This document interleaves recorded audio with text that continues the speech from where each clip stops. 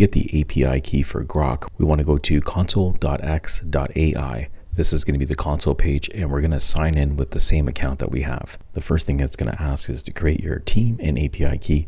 You can give it a name and you can give it a key name. I'm going to leave everything as default and click on continue. And here we are. We have the API key. You can go ahead and click on copy or click on the copy button. And then we have a set of instructions over here where you can export it into a terminal or add it to an env file in your project directory. You can click on next. And this is where you can add API credits. So $5 recommended, $10 as starter, and then builder. You can put in a custom amount.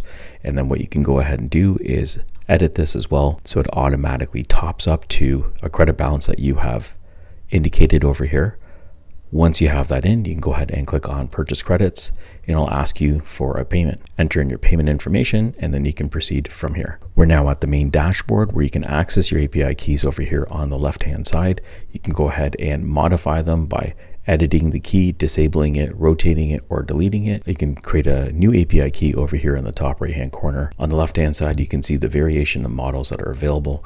And then you also have your usage where you can manage your usage. Below, we have very specific uses for API, which is chat, image, voice, storage, and batches. And that's everything that you get over here on the main dashboard. And that's how you get your Grok API key over here on the xAI console page. Hope you found this video useful. If you did, please smash that like button. Thanks for watching. Catch you on the next one.